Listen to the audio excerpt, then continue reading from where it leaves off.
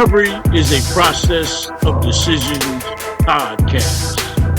This podcast is a weekly revealing of the recovery journey of peer support specialist Trent Thomas. Join him on his internal research-driven dive into what to and what not to do in sustaining recovery. His weekly episodes demonstrate that you are not alone, and what we can't do alone, we can do together. This life is hills and valleys, but we were built for struggle. These weekly episodes are a journey into his life lessons as he fulfills his daily mandate to help someone other than himself. Welcome.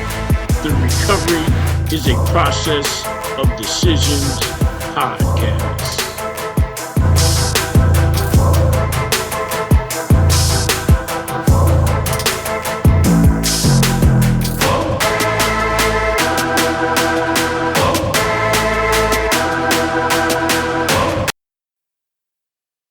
To the Recovery is a Process of Decisions podcast.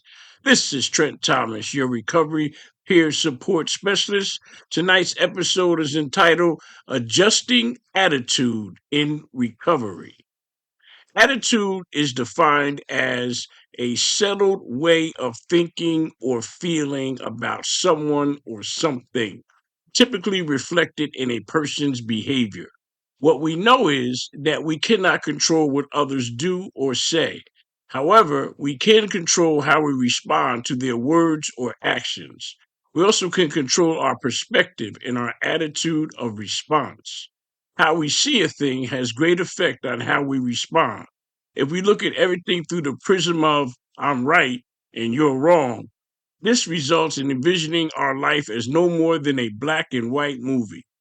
However, life is full technicolor with many shades of gray along the way. How we react to any given situation is ultimately our responsibility.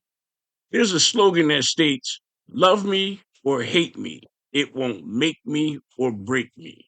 Your attitude controls your decisions. Your decisions produce consequences or rewards. The consequences we suffer from for bad decisions wreaks havoc on our lives and our happiness. In fact, our attitude and our reaction to life's callings puts us in life's threatening portals where we can readily find ourselves in dangerous situations that invoke fight or flight reactions. I recently watched a news broadcast where a Uber driver, in reaction to being cut off while driving two clients in his rear seat, got out his car and went banging on the driver's window of the car that cut him off. The other driver responded by shooting the Uber driver in the face. The Uber driver could not control the driving of the other car, nor could he control the fact he got shot in the face and died. The only thing he could control, he failed to. His reaction to things he had no control over ultimately cost him his life. Bad decisions ultimately yield to the consequence of not making any decisions at all, or death. The failings of not adjusting our attitude can result in one bad decision too many. In recovery, we are always looking to make the next right decision. We are always one bad decision away from being faced with the ultimate consequence for all bad decisions, and that includes not making any more decisions at all.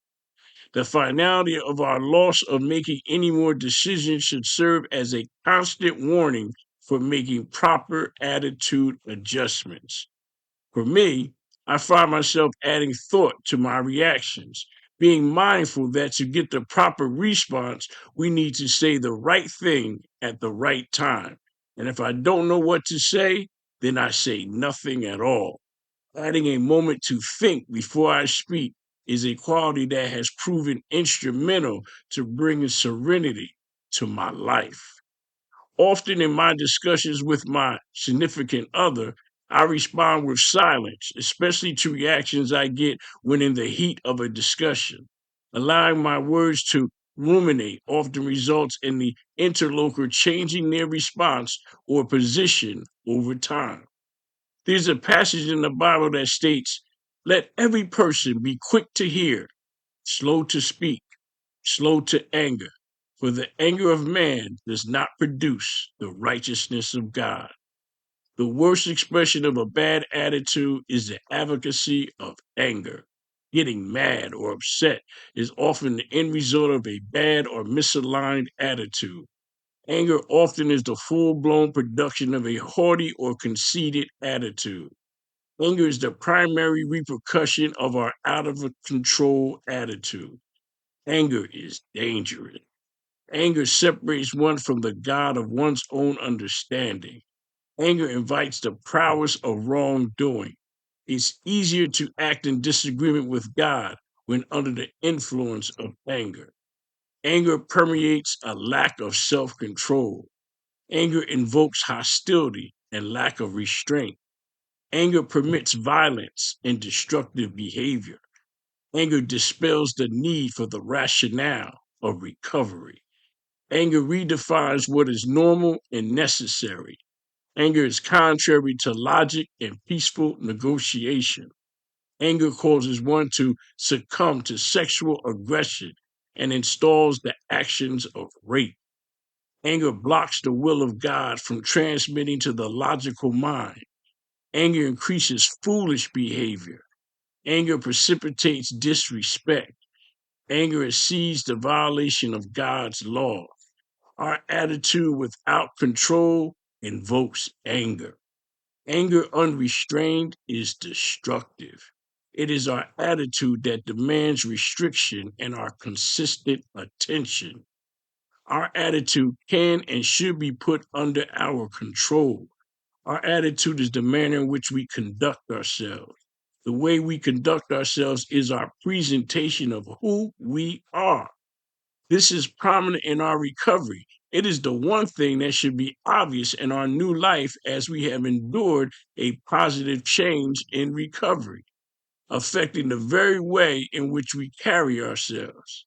Our attitude should be a pervasive change everyone can readily see.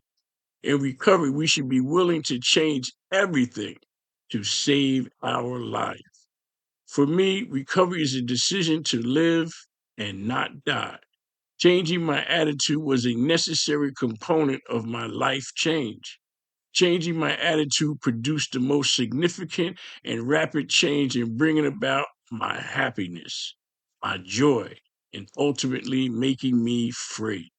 Adjusting my attitude meant changing my perspective and thus prevented me from succumbing to the destructive consequences of a out of control attitude. Before recovery, I needed an attitude adjustment, and that's exactly what I underwent with the help from the God of my understanding, and it saved my miserable life.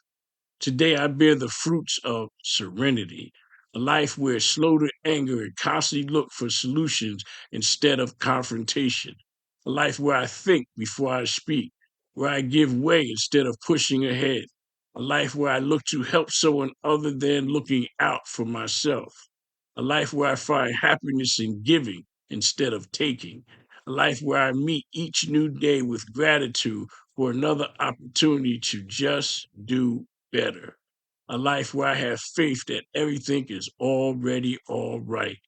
A life where I don't have to have all the answers because I depend on God and submit to His will.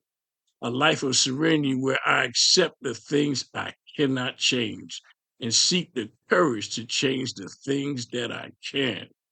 A life not of perfection, but rather progress, a little better each day, possessing an attitude where I'm grateful that God saw fit to save my miserable life. This is Trent Thomas on another episode of Recovery is a Process of Decisions podcast.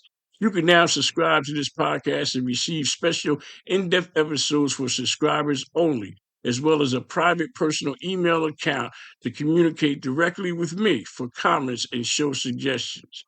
In addition, I will be doing podcast shout outs to all those subscribers who request shout outs.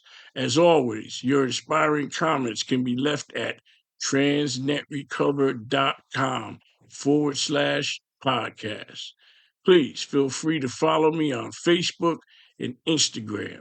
Hashtag TransNetRecover. Thank you and have a blessed day.